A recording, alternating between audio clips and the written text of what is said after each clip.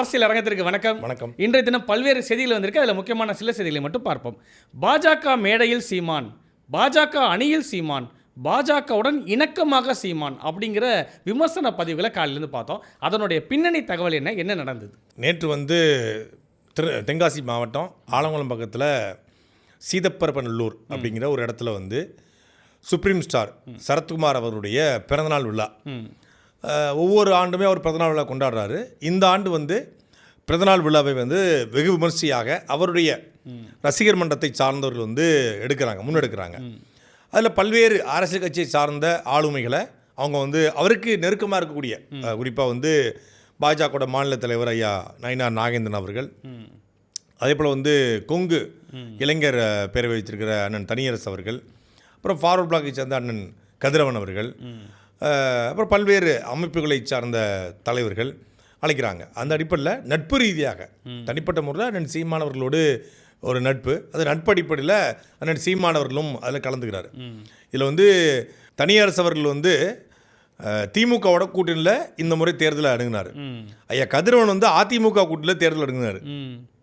ரெண்டு பேரும் இருக்காங்க. அதுமாதிரி பல்வேறு இயக்கத்தை சார்ந்து வந்திருந்தாங்க. அந்த அடிப்படையில் அண்ணன் சீமானவர்களும் போகிறாரு. அங்கே அந்த மேடையை நான் சீமான் பகிர்ந்து கொண்டதுனாலேயே இவர் பாஜகவோட ஆள். இதே திமுக ஒரு காலத்தில் இந்த டிபேட்டில் போய் கலந்துக்கிறாருன்னு சீமான் போவார். ஆமாம். அந்த புகைப்படத்தை எடுத்து போட்டு ரொம்ப காலமாக உருட்டிக்கிட்டு இருந்தாங்க. பார்த்தீங்களா, வானதி சீனிவாசன் பக்கத்தில் உட்காந்துருக்காரு, தமிழிசை பக்கத்தில் உட்காந்துருக்காரு. டிபேட்டுக்கு போனால் அங்கே உட்காரம் எப்படி இருக்க முடியும்? எல்லாரும் அங்கே தான் கொண்டு போய் ஒரு ஆள் உட்கார வைப்பாங்க. இதே மாதிரி நான் நெப்போலியன் அவர்கள் அப்புறம் நெப்போலியன், அப்புறம் ஐயா பொன் ராதாகிருஷ்ணன் எல்லாம் ஒரு ஐயா சீப்பாயத்தனுடைய நினைவு நாள் நினைக்கிறேன் அங்கே சந்திக்கிறாரு. பார்த்தீங்களா, ஒன்று கூட்டிட்டாங்க அப்படின்னு போடுவாங்க. 2012 மும்பையில் கேப்டன் தமிழ்ச்செல்வன் சொல்லி ஒரு அறிந்த ஒரு சட்டமன்ற உறுப்பினர், அவர் பாஜகவோட நபர். அன்றைக்கு காங்கிரஸ் எதிர்ப்பில் நாம் காங்கிரஸ் எங்கே நின்னாலும் நம்ம எதிர்ப்போம் அப்படின்னு நிலைப்பாடு எடுக்கிறோம். இங்கே காங்கிரஸுக்கு எதிராக அதிமுகவுக்கு ஆதரவு 2011 மற்றும் 14 நாடாளுமன்றத்தில் அதிமுக ஆதரவுனா நம்ம மேடையில் கடுமையாக நம்ம பாஜகவை அப்புறம் காங்கிரஸை விமர்சனம் செய்வோம். அங்கே கடைசியாக இந்த காங்கிரஸுக்கு மாற்றாக நாங்கள் இன்றைக்கி பெரிய ஆயுதமாக வரல, இப்போதைக்கு இருக்கிற ஒரு ஆயுதம் அதிமுக. காங்கிரஸ் ரெட்டலை மொட்டை இருந்தாலும் போட சொல்வேன்னு சொல்லி ஒரு நிலைப்பாடு எடுக்கிறாங்க. அப்புறம் அங்கே குறிப்பாக தாராவி அந்த பகுதிகளில் கேப்டன் தமிழ்ச்செல்வன் அறியப்பட்ட நபர். அப்போ அவருக்கு ஆதரவாக பிரச்சாரம் பண்ண அண்ணன் சீமான் போகிறாரு. அது நாம் தமிழ் கட்சியின் மேடையில் என்ன பண்ணுறாங்க, அந்த மேடையில் பிஜேபி கொடியை வச்சிடறாங்க. அவங்க இந்த ஒரு புகைப்படம் எடுக்கப்படுது. அதுக்கப்புறம் பிஜேபி கொடி அந்த மேடையிலேருந்து அகற்றப்பட்டுச்சு. ஏதாவது உண்மை யதார்த்தம் நடந்தது எல்லாருக்கும் தெரியும். ஆனால் அந்த ஒரு புகைப்படத்தை வச்சு பிஜேபி மேடையில் பகுதிட்டார். மும்பையில் போய் ஓட்டு கேட்டார், ஆர்எஸ்எஸ்க்கு ஓட்டு கேட்டார், இன்றைக்கி வரைக்கும் சொல்லுவாங்க. அதே மாதிரியான ஒரு கருத்து தான் ஐயா அண்ணன் சரத்குமார் அவருடைய பிறந்தநாள். சரத்குமார் என்பவர் அண்ணன் சீமானுக்கு தனிப்பட்ட முறையில் கிட்டத்தட்ட ஒரு 25 ஆண்டு காலமாக ஒரு நண்பர், ஒரு அண்ணன், ஒரு உறவு முறையோடு இருக்கார். அந்த மேடையில் அண்ணன் சீமான் என்ன பேசினார் அதுதான் பார்க்கணும். மேடையை பகிர்ந்து கொண்டார். ஒரு திருமண விழாவுக்கு போகிறோம், அங்கே எல்லா கட்சிக்காரனும் இருப்பான், அப்போ பகிர்ந்துட்டான்னு சொல்ல முடியுமா? அந்த மேடையில் போய் என்ன பேசுறாரு? சரத்குமார் என்பவர் ஒரு குறிப்பிட்ட சாதிக்கான நபராக நீங்கள் சுருக்கிடாதீங்க. அவர் இத்தனை படங்களில் சாதித்து ஒரு சாதாரண பின்னணியில் பெரிய பணக்கார குடும்பத்தில் பிறந்தாலும் அவர் திரைத்துறைக்கில் ஒரு சாதாரண பின்னணியோட தான் வராரு. ஒரு கதாநாயகனை ரசிக்கலாம், ஒரு வில்லனை ரசிக்க முடியுமா? புலன்விசாரில் ஒரு வில்லனை ரசிக்க வச்சார். ஒரு வெற்று உடம்போடு ஒரு நாயகன் நிற்கிறான்னா அவனை ரசிக்க முடியும் அப்படின்னா அது சரத்குமார் அவர் தான். இன்றைக்கு வரைக்கும் உடல் கட்டமைப்பு பாதுகாக்க ஒரு துளி மதுவோ புகையோ அவட்ட கிடையாது. ஒழுக்கத்தில் எப்படி வாழணும் அப்படின்னு சொல்லி தமிழ் இளைஞர்களுக்கு ஒரு எடுத்துக்காட்டாக இருக்கார். 72 வயசில் ஒருத்தர் இவ்வளோ கட்டுக்கப்போ ஒரு ஆணலகன் போல் இருக்க முடியுமா? அப்போ அவர்கிட்ட நம்ம கற்றுக்க வேண்டிய நிறைய விஷயங்கள் இருக்குது, கற்றுக்க வேண்டிய செய்திகள் நம்மகிட்ட இருக்குது அப்படிங்கிறத அடுத்த தலைமுறை இளைஞர்கள் கடத்துறாரு. அதே மேடையில் எல்லாருக்கும் தெரியும், வெளிப்படையாக பேசலாம், சரத்குமார் அவர்கள் ஒரு குறிப்பிட்ட சமூக தலைவர் அப்படின்னு சொல்லி ஒரு கொண்டாடப்படுறாரு. ஆனால் அந்த மேடையில் பெருந்தலைவர் ஐயா காமராஜர் அவர்களை பற்றி, தெய்வ திருமண ஐயா முத்துராமலிங்க தேவரை பற்றி, நாங்கள் காமராஜருடைய, முத்துராமலிங்க தேவருடைய, அழகுமுத்துக்கோனுடைய, தீரன் சின்னமலையுடைய, புலித்தேவனுடைய, வஉசியுடைய வாரிசுகள், சுந்தரிக்கத்துடைய வாரிசுகள் அப்படின்னு சொல்லி அண்ணன் சீமான் பேசுகிறார். அந்த இடத்துல போய் தன் கருத்தியலை, தன் தமிழ் தேசிய கருத்தியலை, தமிழர் ஓர்மையை பேசத்தான் இங்கே ஆள் தேவைப்படுது. நீங்கள் எந்த விதமான ஆயுதமாக இருங்க, ஆனால் அந்த ஆயுதத்தை நான் எனக்கு தான் பயன்படுத்துவேன், என் கருத்தியலுக்கு பயன்படுத்துவேன் அப்படிங்கிறத ஒரு சரியான பார்வையாக இருக்க முடியும். இப்போ அண்ணன் சீமான் பேசிய ஒரு பிறகு சரத்குமார் அவர்கள் பேசுகிறார். அவர் பேசும்போது ஒரு இடத்துல கூட ஒரு சமூகம் சார்ந்து பேசலை. கூடியிருந்தவர்கள் வந்து பல்வேறு சமூகத்தை சார்ந்து வந்திருக்காங்க, பெரும்பான்மையாக ஒரு சமூகம் வந்திருக்கு. ஆனால் அந்த இடத்துல அண்ணன் சீமானவர்கள் பேசியது வந்து தமிழர் ஓர்மை, தமிழ் தேசிய அரசியல், தமிழ் தேசிய கோட்பாடு. இங்கே நாங்கள் வந்து கட்சிகளாக பிரிஞ்சிருக்கலாம், கொள்கைகளாக பிரிஞ்சிருக்கலாம், உறவு முறையாக நயினார் நாகேந்திரன் எனக்கு மாமான்னா ஏன் மாமா? நயினார் நாகேந்திரன் அவர்களும் ஐயா காளிமுத்து அவர்கள் வந்து அண்ணன் தம்பி போல. அவருடைய மகளை இவர் காளிமுத்து அவருடைய மகளை திருமணம் பண்ணியிருக்காங்க. அவங்க அண்ணன் சொந்த அண்ணன் மாதிரி நயினார் நாகேந்திரன் உருவாக்கியது காளிமுத்து அவர்கள். உறவு முறையிலும் ஒரு அண்ணன். அப்படிங்கும்போது அந்த அடிப்படையில் மாமா அப்படிங்கிற அவர் மாப்பிள்ளன்னு கூப்பிடுவார். ஒரு பாசமான பிணைப்பு இது. சரத்குமாரே ஒரு அண்ணனுக்கு அழைக்கிறார், தண்ணீரஸ் அண்ணன், கதிரவன் அண்ணன், இவங்க நாங்கள் அண்ணன் தம்பியாக இருக்கிறோம். எங்களுடைய கொள்கை மாறுபடலாம், கோட்பாடு மாறுபடலாம், ஆனால் உறவு முறை மாறாது. இதில் நான் சீமானவர்கள் எனக்கு தெரிஞ்சு தனிப்பட்ட முறையில் அவர் அப்படி தான் இருப்பார். இந்த மேடைக்காக இல்லை, இன்னைக்கு வரைக்கும் பாருங்கள், என் தம்பி விஜய் தான் சொல்லுவார். ஆமாம், அவர் வந்து அவர் முதலமைச்சர் ஆகிட்டார், அரசியலாக அவர் எதிர்க்கிறாரு, அதெல்லாம் வேறு. என் தம்பி விஜய் தான். நீங்கள் தனிப்பட்ட முறையில் ரொம்ப பெஸ்டலாக நீங்கள் வந்து அண்ணன் சீமான்கிட்ட யாரோ ஒருத்தர் தாவேக்கா கட்சிக்காரனே சேர்ந்து போய் பேசுனா கூட என்ன தம்பி எப்படி இருக்காரு அப்படி தான் கேட்பார். அவருடைய இயல்பு அது. நீங்கள் அந்த இயல்பை வந்து ஒருத்தருடைய இயல்பை சதிக்க முடியாதா? எதுக்கு அவர் வந்து எல்லாரையும் இவர் அப்பான்றாரு, அவர் அப்பான்றாரு, இவரை மாமான்றாரு, இவரை சித்தப்பான்றார்? அது அவருடைய இயல்பு. உறவுமுறை சொல்லி அழைப்பது என்பது தமிழர் பண்பு. அது அண்ணன் சீமான் அவர்களுடைய தனிப்பட்ட பண்பு. நீங்கள் அவர் வந்து அரசியலுக்காகவோ, கட்சிக்காகவோ, ஓட்டுக்காகவோ, இல்லை ஏதோ ஒன்றுக்காகவோ, இல்லை அவங்களை முகஸ்துதிக்காகவோ அவர் உறவுமுறை சொல்ல மாட்டார். ஒரு முறை, அதாவது அவர் பழகிற பழக்கத்தை பொறுத்து, அவர் வயதுக்கு மூத்து இருந்தால் அண்ணன், தம்பி, மாமன், மச்சான் அப்படின்னு சொல்லி ஒரு உறவுமுறையை சொல்லி அழைப்பது ஒரு பண்பு. அந்த பண்பின் அடிப்படையில் தான் அந்த கூட்டத்துக்கு போகிறாரு. சரி, இந்த கூட்டத்துக்கு போய் பேசியதே பாஜகவுடைய இணைப்புன்னா, இந்த செப்டம்பர் 27க்கு பிறகு பிஜேபிங்கிற வார்த்தையை நீ பயன்படுத்தலையே. யார்? தாவேக்கா. சோகால்டு பாசிச எதிர்ப்பு என்னாச்சு? நீட்டுக்கு எதிரான போராட்டத்தில் கூட பாசிசம் அப்படிங்கிற வார்த்தையோ பாஜக அப்படிங்கிற வார்த்தையோ இல்லை. பாஜகவோட மாநில தலைவர் திரு நயினார் நாகேந்திரன் அவர்கள் இருக்கிற மேடையில் கலந்து கொண்டதுனாலேயே பாஜக கூட்டணிக்கு சீமான் போயிட்டாங்க அப்படின்னு சொல்கிற கும்பலுக்கு நீங்கள் இந்த 2 மாதம் ஆட்சி அதிகாரத்துக்கு வந்த பிறகு எத்தனை திட்டங்களை பாஜகவுடைய குரலாக இன்றைக்கி வந்து தாவேக்கா ஒழிச்சுக்கிட்டு இருக்குது. குறிப்பாக சேலத்தில் இருக்கக்கூடிய சுயஸ் பாஜகவுடைய மத்திய அரசு உடைய திட்டம். அது மத்திய அரசு தான் இது பண்ணுறான். அது மாநில அரசு திமுக சேலம் மற்றும் ஈரோட்டில் கொண்டு வராங்க. அதையே இவரும் தொடர்றாரு. அப்போ இது எந்த மாதிரியான குரல்? ஜல்ஜீவன் திட்டத்தில் கையெழுத்து போடுறாரு. இது எந்த மாதிரியான குரல்? இன்றைக்கி வந்து பாஜகவுடைய தமிழ் மாநில கட்சி போல தாவேக்கா செயல்படுது என்று நாகப்பட்டினத்துடைய முன்னாள் சட்டமன்ற உறுப்பினர் மரியாதைக்குரிய ஆளூர் ஷானவாஸ், விசிகாவினுடைய முக்கியமான ஒரு ஆளுமை, தாவேக்கா கூட்டணியில் விசிகா இருக்கு, அவர் சொல்கிறாரு மறைமுகமான பாஜக ஆட்சி தான் இங்கே நடக்குதுன்னு சொல்லிட்டு. அப்புறம் பாஜக மேடையில் கலந்து கொண்டது தப்புன்றீங்க. அவர் ஆளுநர் ஷானவாஸ் கேட்குற கேள்விக்கு தாவேக்காரன் யாராவது ஒருத்தன் பதில் சொல்லுங்கள்.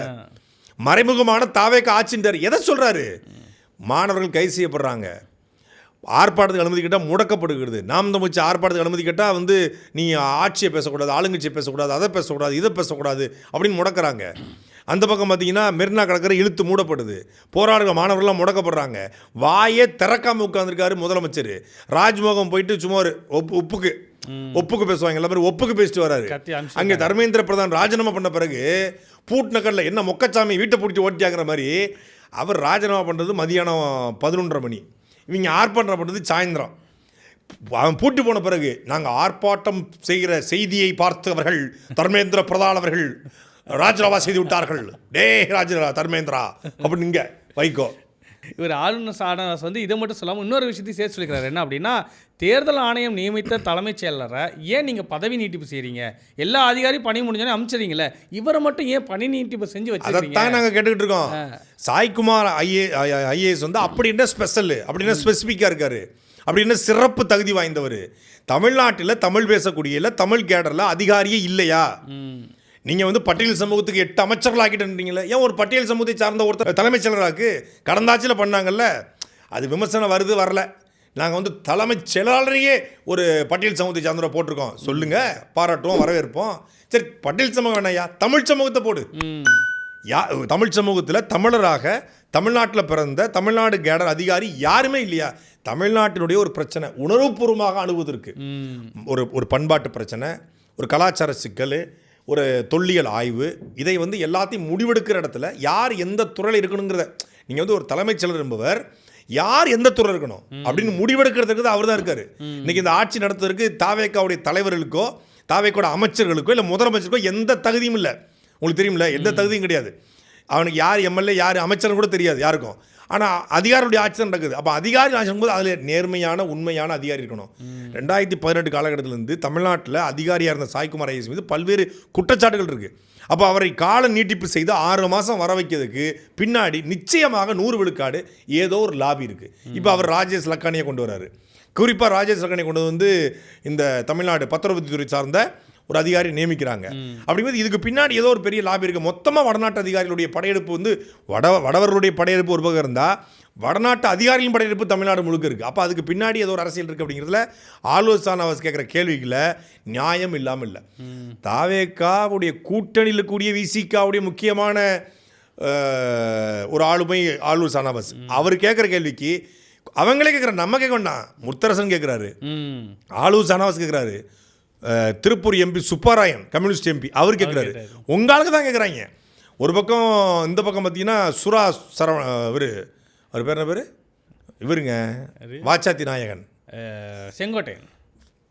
வாச்சாத்தியில் வந்து உண்மையில் போராடின நாயகன் இவர். வாச்சாத்தியை பண்ண நாயகன் சண்முகம் சுரா சண்முகம். ஒரு பக்கம் சிபிஎம்ல இருக்கக்கூடிய சுரா சண்முகம் என்ன பண்ணுறாரு, இந்த ஆட்சிக்கு முன் கொடுக்குறாரு. இந்த பக்கம் பார்த்தீங்கன்னா சுப்பராயன் வந்து இந்த ஆட்சிக்கு ஒரு குத்துறாரு. ஒரு பக்கம் பார்த்தீங்கன்னா அந்த பக்கம் வீரபாண்டியன் வந்து இந்த ஆட்சிக்கு லைட்டாக முன் கொடுக்குறாரு. முத்தரசன் 4 குத்துறாப்புல.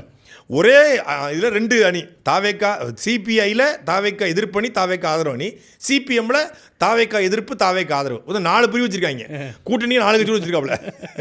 அப்போ அவங்க கேட்குற கேள்விக்கு பின்னாடி லாஜிக் இல்லாமல் இல்லை. இப்போ நம்ம என்ன சொல்கிறோன்னா, ஒரு தனிப்பட்ட உறவு முறைகளை கூட புரிந்து கொள்ள தெரியாத தற்குறிலாக இருக்காங்க. ஊழல் சக்தி, தீய சக்தி, துர்ந்து போன சக்தி, தூர சக்தி, பாரசக்தி, கோரசக்தி, நாரசக்தி, வேற சக்தி அப்படின்னு பேசிட்டு எல்லா சக்தியும் கூட்டு வச்சு கொஞ்சிக்கிறது. பனையூர் வாஷிங் மிஷினில் போட்டு வச்சு ஆளுக்கு தொடச்சி தூக்கி வச்சு அவங்களுக்கு எல்லாத்துக்கும் பொறுப்பு கொடுக்குறது. நீங்கள் எதிர்த்தவர்களை தூக்கி பக்கத்தில் வச்சுக்கலாம். நாம் தமிழர் கட்சி பாஜகவோட எதிர்ப்பில் இன்றைக்கும் இருக்கிறது, எப்போதும் இருக்கும். நேற்று கூட பாஜக எதிர்ப்பில் தான் நீட் தேர்வுக்கு எதிரான கடுமையான போராட்டங்களை நாம் தமிழ் நடத்தி கொண்டிருக்கிறது. டெல்லியில் போராட்டம் வந்து ஒரு வேளை நீடித்தால் நாளை ஆக்சுவலாக திங்கக்கிழமை வந்து அண்ணன் சீமானவர்கள் எல்லோரும் டெல்லிக்கு போகிறது தான் திட்டம். இப்போ இல்லைனால சொல்லிடலாம், டெல்லிக்கு போகிறது தான் திட்டமே. அதுக்கான பயண திட்டங்களை வகுத்து நான் திங்கக்கிழமை காலையில் கிளம்பி திங்கக்கிழமை மதியம் சென்று அங்கே இருக்கக்கூடிய மாணவர்களுக்கு ஆதரவு தெரிவிப்போம் அப்படிங்கிறதா அண்ணன் சீமானுடைய திட்டமாக இருந்துச்சு. அதுக்கான பெரிய ஒரு பயண திட்டமே போட்டு வச்சுருந்தோம்.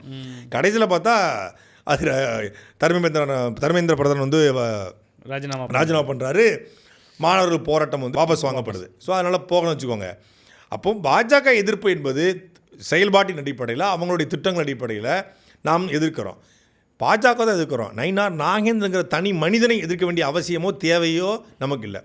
அவர் வந்து அன்னைக்கு அதிமுக இருந்தார், இன்னைக்கு பிஜேபியில் இருக்காரு, நாளைக்கு ஒரு கட்சி தொடங்குவார், இல்லை வேற கட்சிக்கு போவார். அதுக்கு மாறும் இல்லையா? இப்போ அண்ணாமலை பாஜகவில் இருந்தார், இன்னைக்கு தணிக்கை தொடங்கியிருக்காரு. பாஜக இருக்கும்போது அவர் எதிர்த்தோம், நீ தணிக்கை தொடங்கியிருக்காரு, சரி அவர் செயல்பாடை பார்த்துக்குவோம் அப்படின்னு பேசுகிறோம். விஜய் அரசியலுக்கு வரதுக்கு முன்னாடி நடிகனாக இருந்தார். ஒரு நம்மளால் ஒருத்தன் தமிழன் ஆள போகிறான், தமிழன்றாப்புல, கத்தின்றாப்புல, துப்பாக்கின்றாப்புல, பரவாயில்லையா, ஓ சூப்பர் அப்படின்னு பாராட்டணும். அரசு கட்சி ஆரம்பிச்சதுக்கப்புறம் தெரியுது எல்லாம் வந்து இயக்குனர் எழுதி கொடுத்தது, அப்புறம் ஸ்டண்டுக்காக பண்ணியிருக்காப்புல, பழி போடுறாங்கன்னு சொல்லிட்டு நாடகம் போடுறாரு அப்படின்னு ஒரு குழப்பவாதியாக இருக்கார். தமிழ் தேசியமும் திராவிடமும் ஒன்றுங்கிறாரு, பெரியார கொள்கை தலைவங்கிறாரு. அப்படிங்கும்போது விமர்சனம் வருது, நம்ம கேள்வி கேட்குறோம். அப்போ ஆனால் விஜய்ங்கிற தனிப்பட்ட மனிதன் இருக்கார் இல்லையா, ஒரு தமிழன், ஒரு தனிப்பட்ட மனிதன், அவரை நம்ம எதிர்க்க வேண்டிய அவசியமோ தேவையில்லை. அவருடைய கொள்கை, அவர் இன்றைக்கி முதலமைச்சர் அவருடைய செயல்பாடு, அதைத்தான் கேள்வியாக விமர்சனமாக நம்ம வைத்து கொண்டிருக்கோம் ஒழிய தனி மனிதர்கள் மீதான ஒரு அன்பை, தனி மனிதர்கள் மீதான வெறுப்பை நம்ம விதைக்க வேண்டிய தேவையே கிடையாது. அந்த அடிப்படை தான் இந்த மேடை என்பது. அண்ணன் சீமான் அவர்கள் சரத்குமாரோடைய பிறந்தநாளுக்கு போக நினைச்சாரு. அங்கே போய் அவர் சார்ந்த கருத்தையும் தமிழ் சமூகத்திற்கான தேவையான கருத்தையும் தான் பேசியிருக்காரு ஒழிய அங்கே போய் வேறு எந்த அரசியலும் பேசலை. நயினார் நாகேந்திரன் அவர்கள் பேசி என்பது அவருடைய தனிப்பட்ட கருத்து. அவர் என்ன சொன்னார், இதே மேடை 2 மாதத்துக்கு முன்னாடி இருந்தால் தமிழ்நாடு அரசியல் கட்சியாக மாறிக்கும். அது அவருடைய ஆதங்கமாக கூட இருக்கலாம். கூட்டணிக்கு கடுமையாக முயற்சி பண்ணாங்க, அது நடக்கலை. நடந்திருந்தால் இது மாறி இருக்கலாம் என்பது அவருடைய அசம்மதி. இஃபட்டால் அப்படிங்கிறதான். இது நடந்திருந்தால், இது நடக்கலையே, அப்படி நடக்கலன்னு அர்த்தம். அதுக்கு 2 சீமான் ஒத்துழைக்கலன்னு அர்த்தம், உடன்பாடுகள் அர்த்தம். மேடையில் கூடிய பல்வேறு முரண்பாடுகள் இருக்காங்க. இதெல்லாம் கலந்து இந்த மேடை அப்போ நடந்திருந்தா பார்த்தீங்களா, அப்போ பிளான் பண்ணியிருக்காங்க அப்படின்னு சொல்றது இது இப்போ நடக்கலை, சரி இனிமேலாம் நடக்கான்னு பார்ப்போம் அப்படின்னு சொல்றாரு. அது அவருடைய நிலைப்பாடு. புரியுதா உங்களுக்கு? அந்த நிலைப்பாடை வைத்துக்கொண்டே அப்போ இவங்க திட்டம் போடுறாங்க, இவங்க பிளான் பண்ணுறாங்க அப்படின்னு சொல்லி பதறும்போது இன்னும் அடிக்கவே ஆரம்பிக்கல. அதுக்குள்ளே தாவேக்கா பதறு ஒரு படத்தை சொல்லுவாங்களே, டேய் உனியா அடிக்கவே இல்லைடா, அது கூட ஏன்டா அலறங்கிற மாதிரி. ஆனால் சீமானவர்கள் பேசியது சரத்குமாரை புகழ்ந்து தான். அந்த மேடை கிடைச்சிது, வச்சு செய்ய பல வாய்ப்பு இருந்துச்சு. போட்டு போட்டு போட்டு இன்னும் அடிக்கலை. அடிப்பார், பொறுமையாக இருங்க. அடிக்கும்போது அலருங்க, அடிக்கிறதுக்கு முன்னாடி அலறாதீங்க. இன்னும் அம்பாம்சரம் இடைத்தேர்தல் இருக்குது, இடைத்தேர்தல் இருக்குது, அடுத்தடுத்த களம் இருக்குது, நிறைய இருக்குது. அப்போ வரும்போது இறங்கி கருப்பசாமி ஆட்டம் ஆடுவார். அதுக்கப்புறம் நீங்கள் வந்து அலற ஆரம்பிங்க. இப்போவே அலறிட்டால் வந்து எனர்ஜி வேஸ்ட் ஆகிற போகுது தாவக்காரங்களுக்கு. அடுத்ததாக அமைச்சர் செங்கோட்டையன் வந்து பத்திரிகையாளர் சந்திக்கிறார். அப்போ பத்திரிகையாளர்லாம் கேட்குறாங்க, மகளிருக்கான உரிமை தொகை 2500 நீங்கள் வந்து தருவேன்னு சொன்னீங்களே, இப்போ வரைக்கும் தரலையே அப்படி கேட்டதுக்கு, அட இருங்க, தமிழ்நாட்டு கடன் ரொம்ப ஜாஸ்தி இருக்குது, கடன் எல்லாம் கொஞ்சம் குறையட்டும், கொஞ்சம் காலம். அவங்ககிட்ட மட்டும் கேட்டிங்களா? அவங்க வந்து உடனே கொடுத்தாங்களா? எங்களை மட்டும் ஏன் உடனே கொடுக்க சொல்கிறீங்க? இதே மாதிரியே எழுதி வைத்துக் கொள்ளுங்கள். அவங்க ஆட்சியில் ஊழல் பண்ணாங்களே, அப்போ கேட்டிங்களா? இப்போ மட்டும் நாங்கள் ஊழல் பண்ணுவோம் கேட்குறீங்க? ஏங்க இந்த மாதிரி கமிஷன் வாங்கியிருக்கீங்களாமே, அவங்க ஆட்சியில் கமிஷன் வாங்கும்போதுலாம் நீங்கள் கேட்கல, இப்போ நாங்கள் கமிஷன் வாங்கும்போது மட்டும் உங்களுக்கு வலிக்குதோ அப்படின்னு கேட்பாங்க. இப்போ எல்லாத்துக்கும் ஒரு ஃபார்மெட் வச்சுருக்காங்க. நீங்கள் வந்து சுயஸ் சேலத்துக்கு ஏன் கொடுத்த சுயஸுக்கு அதிமுக கொடுக்கும்போது வாயை பொத்திக்கிட்டு இருந்தீங்க, திமுக கொடுக்கும்போது பொத்திக்கிட்டு இருந்தீங்க, இப்போ மட்டும் கேட்குறீங்க. அப்பவும் கேட்டிருக்கோம், இப்பவும் கேட்குறோம். அதாவது அதிமுக திமுக செய்த தவறை செய்ய மாட்டோம்னு சொல்லி வந்த கட்சி, அவங்க செய்யும்போது நீங்கள் அமைதியாக இருந்தீங்க, இப்போ நாங்கள் செய்யும்போது மட்டும். இது எப்படி தெரியுமா இருக்குது? ஒரு பெண்ணை ஒருத்தன் பாலியல் வன்கொடுமை பண்ணிடுறான், அந்த பொண்ணு வந்து அவனுக்கு கொடுத்து எது சண்டை போடுறது விட்டுருது. ரெண்டாவது ஒருத்தன் போகிறான், அவனும் பண்ணுறான். இந்த 2 பேரையும் ஒருத்தன் அடித்து போட்டுட்டு அந்த பொண்ணை ஒருத்தன் காப்பாற்றிறான். காப்பாற்றி கொண்டு வந்து மருத்துவமனைக்கெல்லாம் கொண்டு போயிட்டு திருப்பி வீட்டில் போய் அவனும் அதே வேலையை பார்க்குறான்னா, அந்த பொண்ணு சொல்லிச்சான், நீ இப்போ என்னப்பா அப்படி பண்ணுற அப்படின்னோடனே, அந்த 2 பேர் பண்ணும்போது அமைதியாக இருந்தேன், இப்போ நான் பண்ணும்போது கத்துற அப்படி சொன்னால் அப்படி இருக்கும். இந்த 2 பேரும் உன்னைய வந்து பாலியல் வன்கொடுமை பண்ணுறான், உன்னைய காப்பாற்றி மருத்துவமனை கொண்டு போய் எஃப்ஐஆரை போட்டு அவங்க 2 பேரும் ரிமாண்ட்மெண்ட்டுன்னு கூட்டிகிட்டு வந்த ஒரு ஹீரோ அதே பொண்ணை திருப்பி பண்ணால் எப்படி? அது மாதிரி இந்த 2 பேரும் திமுக அதிமுக 2 பேரும் தப்பு பண்ணுறாங்க.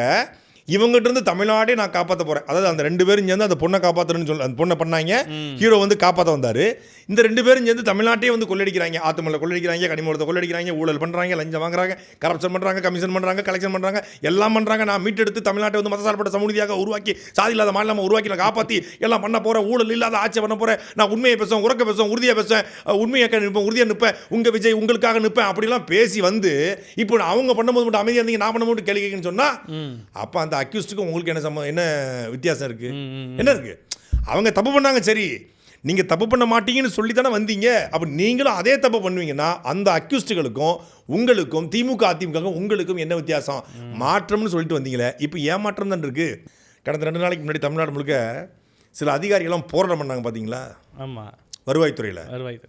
அப்போ சில பேர் சொன்னாங்க ஊழலை ஒழிச்சிட்டாரு, ஊழல் பண்ணக்கூடிய அதிகாரிகள்லாம் தெருவரங்கி போராடிட்டு இருக்காங்க, இப்படிப்பட்ட ஆட்சி தாங்க எதிர்பார்த்தோம்னு சில்லறையை சரவட்டிருப்பாங்களே.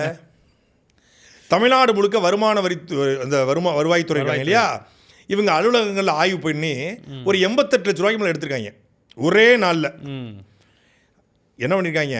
ஊழலை ஒழிச்ச மாதிரி காட்டணும், ஸ்ட்ரிக்ட் கவர்மெண்ட்னு காட்டணும். அதுக்குன்னு என்ன பண்ணியிருக்காங்க? நேராக போகிறது வருவாய்த்துறை அலுவலர்களுக்கு, இந்த அரச இந்த தாசில்தார் ஆர்ஐலாம் இருப்பாங்க இல்லையா, அங்கே போயிட்டு அவங்க ஒரு எல்லாரும் பர்ஸ் வச்சுருப்பாங்க, எல்லோரும் பேக் வச்சுருப்பாங்க, மினிமம் ஒரு 4000 3000 2000 வச்சுருப்பாங்கல்ல.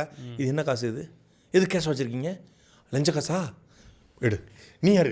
ஆர்ஐ, நீ எவ்வளோ வச்சுருக்கேன்? 3000. இப்படி ஃபோனை கொடு, ஜிபேல. நல்ல தம்பிக்கு 5000 அனுப்பிச்சிருக்கீங்க. யார் நல்ல தம்பி? சார் அவர் நல்ல தம்பி தான் சார். எதுக்கு சார் நீங்கள் கேட்குறீங்க? யார் அவர் தம்பி உண்மையிலே. அவன் இப்படியே தமிழ்நாடு முழுக்க கைச்சலுக்கு வச்சுருந்த படத்தை பூரா இட்டு வந்துட்டாங்க, கள்ளப்பணம்னு சொல்லி. கள்ளப்பணம் வாங்கிட்டு இந்த பர்ஸில் வச்சுருப்பான். லஞ்ச படத்தை வாங்குறவங்க 5000 10,000 வாங்கன்னு வச்சுக்கோங்க, அதை என்ன பர்ஸுக்குள்ளே வச்சு பாக்கெட்டே வச்சுருப்பாங்களா? வாங்குறவன் சாயந்தரம் ரெஸ்டாரண்ட்டுக்கு வா, இல்லை டீ கடைக்கு வா, இல்லை எங்கே வா, அதுக்கு தோண்டு வா, ஜிபேலையே வாங்கிட்டு இருப்பாங்க.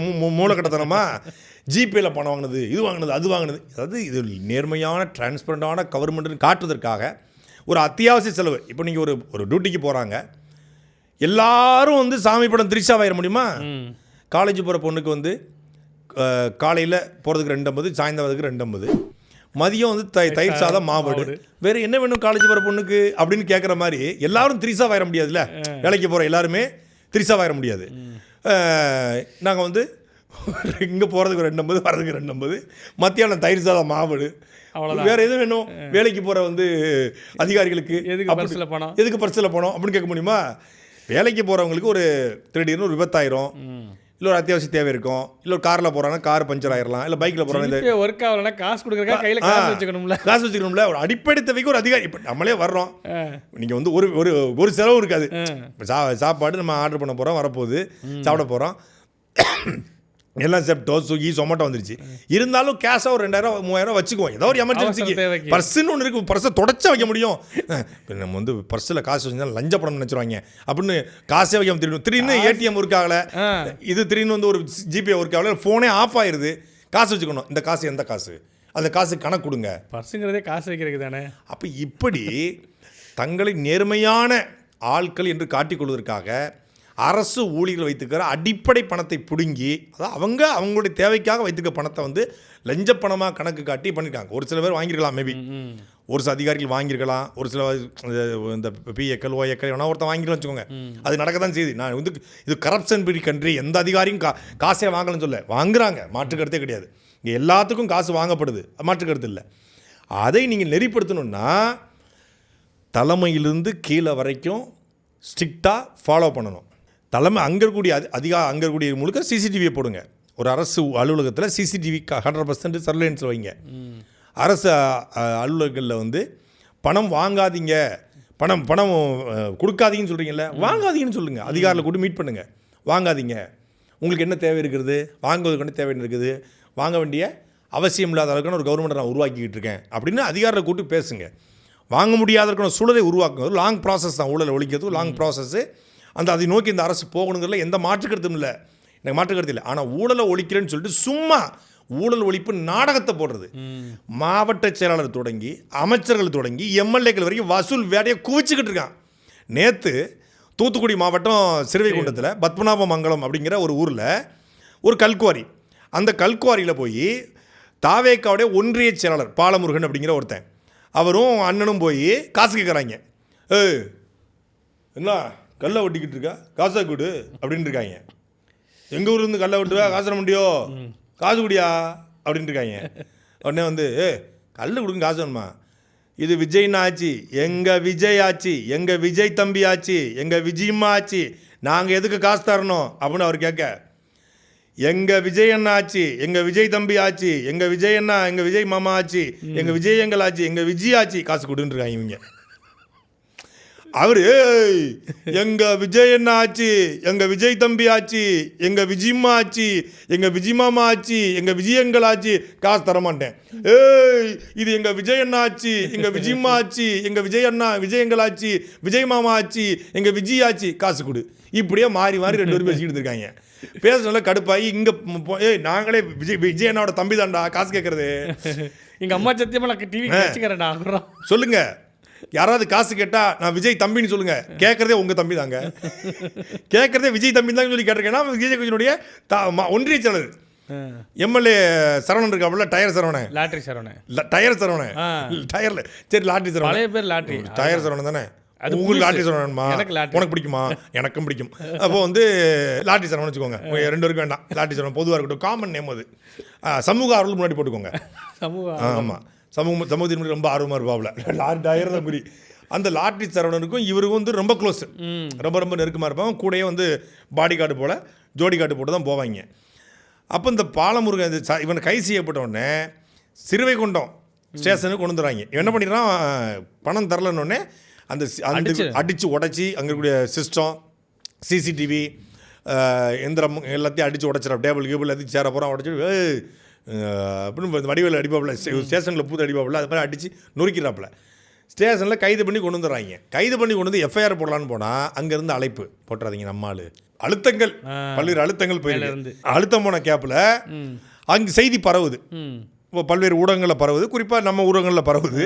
நம்ம நேற்று உடனே போட்டோம். ஆமாம், பரவணுன்னே செய்தி பரவணுன்னே அப்புறம் பரபரப்பாகி அப்புறம் எஃப்ஐஆரை போட்டு இப்போது ரிமாண்ட் பண்ணியிருக்காங்க. நான் கேட்குறேன், தமிழ்நாடு முழுமைக்கு இருக்கக்கூடிய இந்த அரசு ஊழியர்கள்லாம் லஞ்சம் வாங்குறாங்க அப்படின்னு ஒரு கதையை கட்டி கைச்சலுக்கு வச்சிருந்த காசை அவங்கள வழிவரி கொள்ளை போல பிடுங்கி இதெல்லாம் ஊழல்வாதிகள். அப்போ சரி, நான் இப்போ கேட்குறேன், 88 லட்சம் ரூபாய் பிடிபட்டிருக்குல்ல, பிடிபட்டிருக்கா இல்லையா?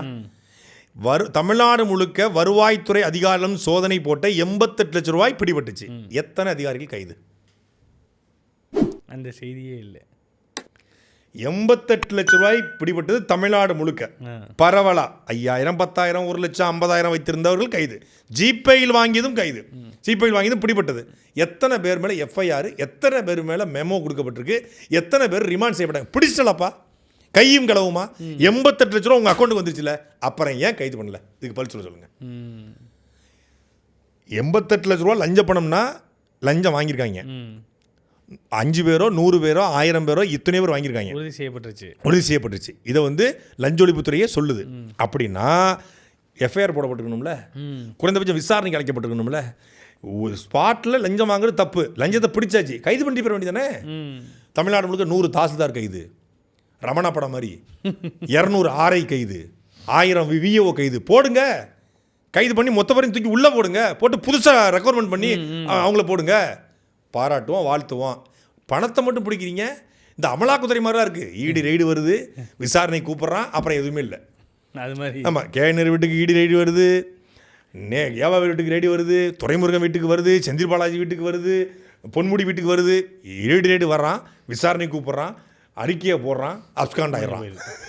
அது மாதிரி அங்கே உள்ள இடி மாதிரி இங்கேயும் ஒரு இடி வச்சிருக்கலாம் நீங்கள். அவங்க தேர்தல் நேரத்தில் வருவாங்க கரெக்டாக. என்ன கை நம்ம அரிக்குதா, ஐயோ செலவு காசு இல்லை, சரி போடு பொன்முடி எப்படி அப்படின்னு தூக்குவாங்க. கொஞ்சம் பாக்கெட்டில் கொஞ்சம் பணம் குறையுது, தூக்கு அவனை தூக்கு. ஒருத்தன் இதை போட்டதுனால, அதாவது இந்த படம் ஒரு படம் தம்புரான்னு நினைக்கிறேன், இந்த பிருத்திவிராஜ் படம், ஒரு படம் லூசிஃபர் பார்ட் 2. அந்த படத்தில் இந்த ஈடியை வச்சு செஞ்சிடறாங்க. அமலாக்கத்துறை ஃபேக் ரெய்டு நடத்துன்னு செஞ்சிடறாங்க. உடனே அந்த லூசிஃபர் படத்தை எடுத்த ப்ரொடியூசர் வீட்டு ரெய்டு. யார்? முத்தூட் ஃபைனான்ஸர் ப்ரொடியூசரு. அந்த படத்துக்கு எடுத்துட்டு பணத்தை பூரா எடுத்து இடி அப்படின்னு இது கந்தசாமி படத்தில் அவர் ஒரு சைன் போர்டு வரல, அது மாதிரி அன்னியன் படத்தை எழுதிட்டு போகிறல, மிருகின ஜம்போ அன்னியன் கண்டா முண்டாத்தி முண்டோ கபா கதண்டா தெரியா முந்திரி பார்க்கடாங்க. அது மாதிரி இவங்க எழுதிட்டு போயிட்டாங்க இடி. அந்த பணத்தையே அடிக்கிங்க. இந்த விஜய் முகத்தில் உட்கார வச்சாங்களே குழந்தைங்களா, அந்த மாதிரி அது மாதிரி ஈடின்னு எழுதுறாங்க. நீ என்னையவே படத்தில் அசிங்கப்படுத்தல, இந்த உனக்கே ரைடு போட்டேன் அப்படின்னு அவங்க காட்டுற மாதிரி நீங்கள் எதுவும் காட்ட வரீங்களா? அப்போ இந்த இங்கே நீங்கள் ரைடு நடத்துகிற நீங்கள் தமிழ்நாடு முழுக்க உங்கள் ஒன்றிய செயலாளர்கள், மாவட்ட செயலாளர்கள் கை நீட்டி வம்படியாக மாட்டிருக்காங்க. மாட்டினது ஒரு ஆளுங்க, மாட்டாதது பல பேர். தமிழ்நாடு முழுக்க வசூல் வேட்டையை குவிச்சிக்கிட்டு இருக்காங்க தாவேக்காவோட ஒவ்வொரு பொறுப்பாளரும், பல அமைச்சர்களும். இன்னொரு ஒரு 10 நாளில் பாருங்கள், இந்த பட்ஜெட் கூட்டத்தோட தொடங்கி பட்ஜெட் முடிவிட்டு செப்டம்பர் முதல் வாரத்தில் தமிழ்நாடு முழுக்க பல அமைச்சர்கள் வசூல் வெட்டையை குவிச்சிட்டாங்க அப்படிங்கிற செய்தி பிரேக்கிங்காகவே வரும். அடுத்ததாக இன்றைக்கி டாஸ்மாக்லேருந்து 2 முக்கிய அறிவிப்புகள் வந்திருக்கு. என்ன அப்படின்னா, முதல் அறிவிப்பு, இப்போ டாஸ்மாக் கடை இருக்குன்னா அதை ஒட்டுனாப்பில் தான் பார் இருக்கணும், இல்லைனா அந்த பில்டிங்லேயே இருக்கணும் பார். அதை விதியை தளர்த்தி 100 மீட்டர் இடைவெளிக்குள்ளார நீங்கள் எங்கே வேணாலும் பார் வச்சுக்கலாம் அப்படிங்கிற ஒரு அறிவிப்பு. இன்னொன்று இந்த FL3யோட லைசன்ஸ் முடிஞ்சவங்களுக்குலாம் காலாவதி ஆயிடுச்சு, பார் நடத்த முடியாது. அவங்களுக்கெல்லாம் ஒரு கருணை அடிப்படையில் தளர்வு கொடுத்துருக்குறாங்க. நீங்கள் ஒரு அபராதத்தை கட்டிட்டு மறுபடியும் லைசன்ஸை புதுப்பிச்சு கடையை நடத்துங்க, சந்தோஷமாக இருக்கு. நல்ல விஷயம் தானே. இப்போ தமிழ்நாடு அரசுக்கு வருமானம் இல்லை, 14,000 கோடி ரூபாய்க்கு மேலே வரி கட்டியிருக்காங்களாம், வட்டி கட்டியிருக்காங்களாம்.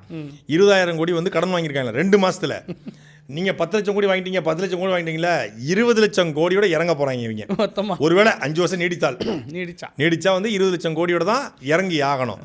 அப்போ இந்த கடன் 14,000 கோடி வட்டி கட்டணும்னா என்ன பண்ணுறது?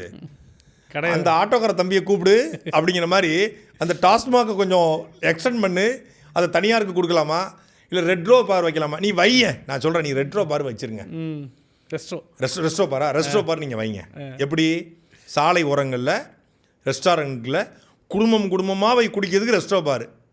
நீங்கள் இது டெல்லியில் இல்லை பஞ்சாபில் அப்புறம் ஹரியானாவில் இது போன்ற மாநிலங்களில் இது இருக்க தான் செய்யுது. நான் குறை சொல்லலை. அங்கே வேறு சோர்ஸ் ஆஃப் இன்கம் இல்லை, சின்ன மாநிலமாக இருக்கும், பெரிய பரப்பளவு கிடையாது, பெரிய சோர்ஸ் கிடையாது. அதனால் என்ன பண்ணுறான்னா இந்த மாதிரியான இதுக்கு அனுமதி கொடுத்து அவன் டூரிஸ்ட்டை வளர்க்குறதுக்காக இதை பண்ணுறாங்க. இது பெரிய மாநிலம், ஆற்றல்கள் நிறைய இருக்குது, சோர்ஸ் ஆஃப் இன்கம் நிறைய இருக்குது. அதை நோக்கி தானே திட்டமிடணும். நீங்கள் வந்து சிங்கப்பூரா இதை மாற்ற போகிறேன்னு சொல்லி விஜய் திட்டமிட்டாராம். சிங்கப்பூரா மாற்றுறது திட்டமிட சொன்னால் இவர் வந்து மொத்த வரையும் குடிகாரனாக மாற்றுறதுக்கு திட்டமிட்டிருக்காரு. சிங்கப்பூர் குடிகளாக மாற்றுவார்னா இவர் மொத்த வரையும் குடிகாரனாக மாற்றுறதுக்கான திட்டத்தை போட்டுக்கிட்டு இருக்காப்புல.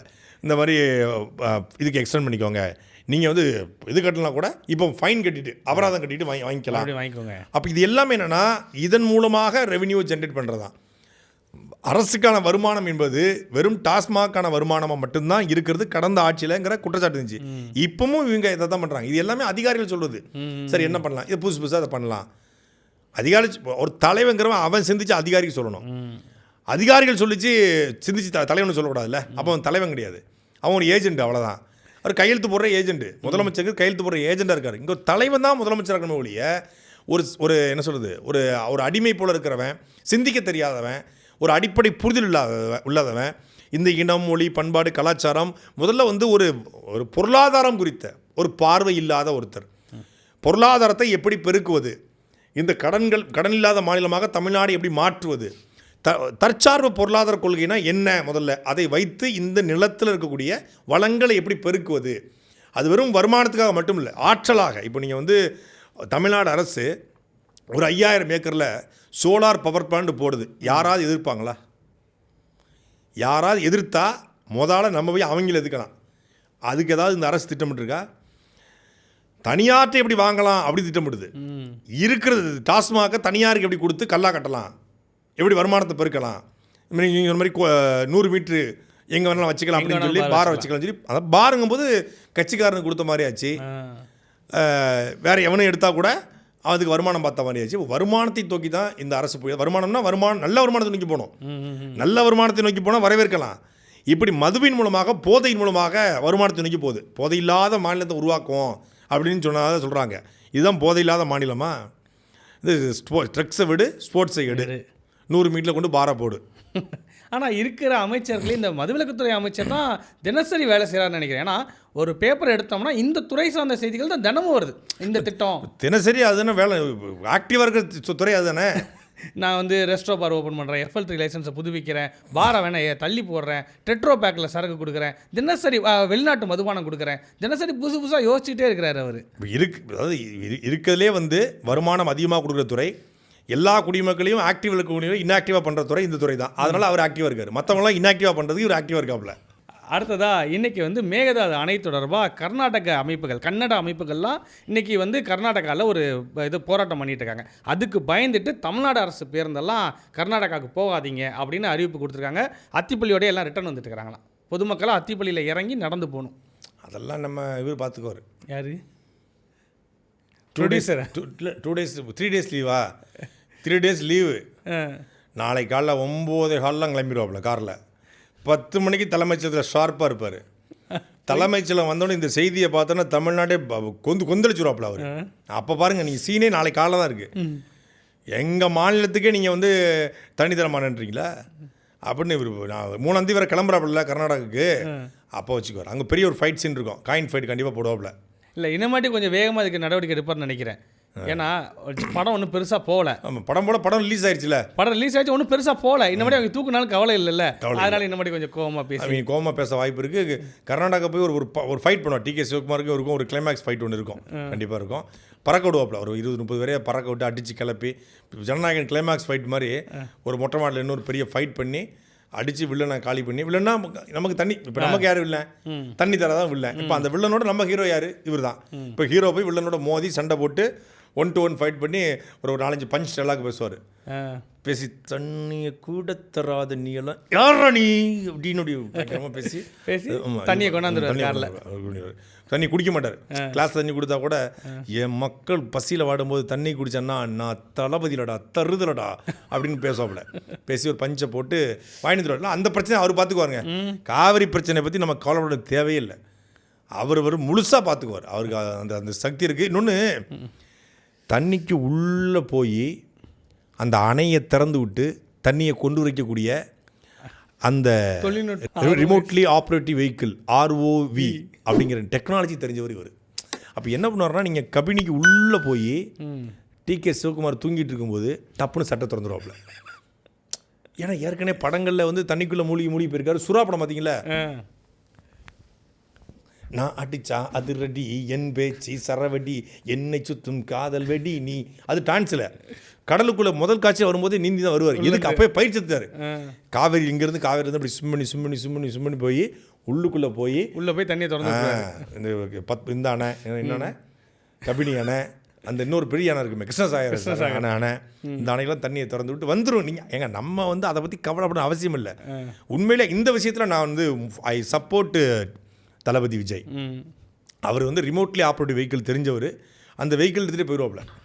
3ஆம் தேதி பாருங்கள், ஆகஸ்ட் 3 கர்நாடகாவில் வந்து ஒரு பயங்கரமாக இருக்கும். இந்த ஜனநாயகன் படத்துக்குலாம் என்ன ஜனநாயகன் ஃபைட்டு, அது மாதிரி ரியல் ஃபைட்டு நம்ம பார்க்க போகிறோம். கன்ஃபார்மாக போகிறாரா? கன்ஃபார்ம் போகிறதா தானே நான் சொல்லுங்க. அமைச்சர் தானே சொல்கிறாரு, வேளாண்மை துறை அமைச்சர். அமைச்சர் மாத்துறாங்களே, அதிகாரப்பூர்வ அறிவிப்பு தலைமைச் செயலகத்திலேருந்து வரும் அப்படின்னு ஒரு இக்கு வைக்கிறாங்களே. அதுதான் இப்போ வந்து 3ஆம் தேதி போகிற மாதிரி இருந்துச்சா, இப்போ 3ஆம் தேதி போகிறது சண்டே ஆக போகுது. சண்டையை வெளியே எப்படி சொல்ல முடியும்? சண்டை போடுறது ஹீரோ உடனே ஒரு வர. இப்போ இந்த ஜனநாயகன் படத்தில் மொத்த கிராமம் எரிஞ்சிக்கிட்டு இருக்கு. இப்போ நீங்கள் முன்னாடி அவர் வரல, அவர் காட்டுக்குள்ள இருக்க 2 யானை வரணும். 2 யானை வரும்போது வரணும்னு வெயிட் பண்ணிட்டு இருக்காப்ல. சாவங்களை எல்லாம் செத்து முடிங்க, இந்த 2 யானை இந்த சைடில் வரும்போது நடுவில் நான் வரணும், அது வரைக்கும் நீங்கள் செத்து. கடைசியில் ஒரு அக்கா வந்து சாகும்போது அண்ணா அப்படின்னு கத்தும்போது 2 யானை வந்துடுது. வந்தோடனே அப்போ நான் அந்த யானை வரதுக்காக வெயிட் பண்ணிட்டு இருந்தாப்புல. இந்த அம்மா நினச்சிக்கிட்டு இருக்கு நமக்காக வருவோம். அவ்வளோ யானை வரணும், அந்த சீனில் நான் வரும்போது வெயிட் பண்ண. அது மாதிரி இப்போ வந்து இந்த ஃபைட்டுக்காக அந்த மக்கள் எல்லாம் இப்போ கொந்தளிச்சு நிற்கும் போது சஸ்பென்ஸாக போகல. அடுத்ததா யாருன்னே தெரியாத அமைச்சர் ஈரோட்டில் நேற்று பத்திரிகையாளர்லாம் கேட்டுக்கிறாங்க. மறுபடியும் கேள்வி கேட்கும்போது ஐயா சாமியை நீ விட்டுருங்க அப்படின்னு ஓடி இருக்கிறாரு. ஒரு படத்தில் அவருடைய தலைவர் தான் சொல்லுவாப்புல, இந்த பயம் இருக்கணும்டா அப்படின்னு. அது மாதிரி அந்த பயம் இருக்கணும். நாம் தமிழர் கட்சியோட தலைவர் சீமானவர்கள் யாருன்னு தெரியாது அப்படிங்கிறது இங்கே பிரச்சனை இல்லை. அவர் யாருன்னு தெரியாது எனக்கு அப்படின்னு சொன்னது இங்கே பிரச்சனை இல்லை. எந்த கேள்விக்கு அவர் யாருன்னு தெரியாதுன்னு சொன்னது தான் அங்கே பிரச்சனை. நம்ம அதைத்தாங்க பேச வேண்டிய தேவை. சேலம் மாவட்டம் கெங்கவள்ளியில் ஒதியாத்தூர் அப்படிங்கிற இடத்துல கால் மேல் கால் போட்டிருக்காருங்கிற ஒரே ஒரு காரணத்துக்காக, ஒரு சிலை, அது சிலையில் கால் மேலே காலை போட்டு அம்பேத்கர் வந்து இருந்தார் அப்படிங்கிறதுக்காக இந்த சிலையை வந்து வைக்கக்கூடாது என்று ஒருத்தங்க சொல்கிறாங்க. நான் கேட்குறேன், உங்களுக்கு கால் மேலே கால் போட்டு அம்பேத்கர் அவருக்கு கால் மேலே தானே கால் போட்டார். நீ வேணால் உங்களுக்கு பிடிச்ச ஆட்களை காலை தூக்கி கழுத்து மேலே போட்டு ஒரு சிலை வை, யோகா பண்ணுற மாதிரி. யாரும் தடுக்க போகிறது இல்லையே. அம்பேத்கர் கால் மேலே கால் போட்டாருங்க, நாங்கள் காலை தூக்கி கழுத்து மேலே போட்டு ஒரு சிலையை வைக்கிறோம். யோகாசனம் பண்ணுவாங்க, 2 காலையும் சிவகுமார்லாம் வச்சுருப்பாரு, அது மாதிரி வைங்க. யார் உங்களை தடுத்தது? அண்ணல் அம்பேத்கரை குறித்த எந்த புரிதலும் இல்லாதவர்கள் தான் இந்த மாதிரியான காரியங்கள் விட்டுருவாங்க. இப்போது சிலையை திறக்கணும்னு போராடிய 15 பேரை ரிமாண்ட் பண்ணி வச்சுருக்காங்க. எப்படி நீ அம்பேத்கர் கொள்கை தலைவராக ஏற்ற ஒரு கட்சி? இதுதான் கேள்வி. அங்கே விஜயபாலாஜி இழிவுபடுத்தியது அண்ணன் சீமானவர்களை இல்லை, அண்ணல் அம்பேத்கரை. அதுதான் பேசுபொருளாக மாறி இருக்கணும். ஆனால் இங்கே சோ கால்டு அம்பேத்கரிஸ்ட்டு இல்லை அம்பேத்கரி ஆதரவாளர்கள், அதில் கேள்வி கேட்ட ஒரே ஒரு ஆள் வந்து மரியாதைக்குரிய இயக்குனர் பா. ரஞ்சித். அவருடைய கருத்தில் நான் பல இடங்களில் முரண்பட்டிருக்கேன். ஆனால் ரஞ்சித் அவர் அந்த இடத்துல கேட்டது சரியான கேள்வி. அம்பேத்கர் கால் மேலே கால் போட்டு உட்காந்து அந்த சிலையை கூட திறக்க முடியல, நீங்கள் நேரில் போய் திறந்துருக்கணும், திறக்கலை. இப்போ அந்த கேள்வி எழுப்பி அறிக்கையாக வெளியிட்ட சீமானை வந்து யாருன்னே தெரியாது. இப்போ அந்த வந்து எதுக்காக யாருன்னு தெரியாதுன்னா, இப்போ இதை சொல்லும்போது அந்த கேள்வி தவிர்க்கப்பட்டுருது. சீமானன் அந்த கேள்விக்கு பதில் சொல்ல ஆரம்பித்தா அம்பேத்கரை பற்றி பேசணும், அம்பேத்கரை பற்றி பேசும்போது சிலையை பற்றி பேசணும், சிலையை பற்றி பேசும்போது சிலை திறப்புக்கான வாய்ப்புகள் இருக்குது. அப்படிங்கும்போது எதிர்த்தரப்பாக இருக்கக்கூடிய இன்னொரு சமூகமோ இல்லை இன்னொரு அமைப்போ இன்னொரு சாதியோ ஏதோ ஒன்று இடைத்தேர்தலில் வருத்தர தேர்தலில் வாக்கு செலுத்தாது, இவருக்கு ஒரு இதாக மாறும், எதிர்ப்பாக மாறும் அப்படின்னுக்காக வாக்கிற்காக, அற்பட்டமான வாக்கிற்காக யாரோ ஒருத்தவங்க சொல்லியிருந்தாங்க. ஐயா அப்துல் கலாமுடைய உதவியாளர் பொன்ராஜ் சொல்லியிருந்தார், அனிதாவை இன்வெஸ்ட்மெண்ட்டாக பார்த்தாரு விஜய்ங்க. ஏன்னா நீட்டு கோச்சிங் சென்டர் அமைப்பதற்கு அஃபிடேவிட்டில் சொல்லியிருக்காரு 50 லட்ச ரூபா பணம் கொடுத்துருக்காரு. அதாவது அரியலூரோ அந்த பகுதியிலேயோ நீட் கோச்சிங் சென்டர் அமைப்பதற்கு விஜய் வந்து இன்வெஸ்ட்மெண்ட் பண்ணாருங்க செய்தி இருக்குது. 2017 அனிதா இருக்கிறாங்க, 2018க்கு பிறகு விஜய் இன்வெஸ்ட்மெண்ட் பண்ணுறாருனா அப்போ அனிதா மரணத்தை இன்வெஸ்ட்மெண்ட்டாக பயன்படுத்தாருங்கிற அப்துல் கலாம் உதவியாளர் ஐயா பொன்ராஜுடைய கருத்தில் எந்த மாற்று கருத்து இல்லை. இங்கே நிலங்களை கூறு போட்டு விற்கக்கூடாதுன்னு ஒருத்தன் போராடுறான், அண்ணன் சீமான் போராடுறாரு. நிலங்களை கூறு போட்டு வைக்கிற ரியல் எஸ்டேட் தொழிலை ஒருத்தர் தொழிலாக பண்ணிட்டு இருக்கார். யார்? சார். சிபிஎஸ்சி பள்ளிகளை எதிர்த்து, அந்த பாடத்திட்டத்தை எதிர்த்து, கல்வி தனியார்மயம் செல்வதை எதிர்த்து ஒருத்தர் தொடர்ச்சியாக பேசுகிறார், அண்ணன் சீமான் பேசுகிறார். ஆனால் விஜய் வித்யாசிரமம் என்ற சிபிஎஸ்சி ஸ்கூலில் ஒருத்தர் நடத்திட்டு இருக்கார். அவர் வந்து நாட்டினுடைய முதலமைச்சர். ரியல் எஸ்டேட் பண்ணுறாரு, நீட் கோச்சிங் சென்டர் வச்சுருக்காரு, இங்கே வந்து பார்த்தீங்கன்னா விஜய் வித்தியாசம் சிபிசி பள்ளி வச்சிருக்காரு. இவர் இந்த நாட்டின் முதலமைச்சர். இதை எல்லாத்தையும் எதிர்க்கிற ஒருத்தர் இந்த நாட்டில் நீ 0, நீ 0, நீ கவுன்சில் கூட இல்லை, நீ எம்எல்ஏ இல்லைன்றான். அவர் தோத்துட்டார். ஆனால் உண்மையாக நேர்மையாக நிற்கிறார். ஆனால் அவர் இடம் வாங்கினா, அவர் கார் வாங்கினா இங்கே பிரச்சனை. இங்கே ஒருத்தர் ரியல் எஸ்டேட் தொழிலே பண்ணிட்டு இருக்காப்புல, இடம் வாங்கி வித்துட்டு இருக்கிறாரு, இடம் வாங்கி வித்துக்கிட்டு இருக்காரு. அதை யாரும் பேசுறதில்ல. ஆனால் இடம் வாங்கிட்டா ஒரு அரை சென்டோ, 1 சென்டோ, 1 ஏக்கரோ, 2 ஏக்கரோ, இல்லை 10 ஏக்கரோ விவசாயத்துக்கு வாங்கினா, விவசாயம் செய்ய வாங்கினா தப்பு. ஆனால் பிளாட் போட்டு விற்றா சூப்பரியா பூ பூ பூ. பல்வேறு செய்திகள் குறித்து பேசணும். மீண்டும் நாளைய அரசியல் அரங்கத்தில் சந்திப்போம். நன்றி. சாட்டை எடுத்து நாட்டை திருத்து இளம் தலைமுறை.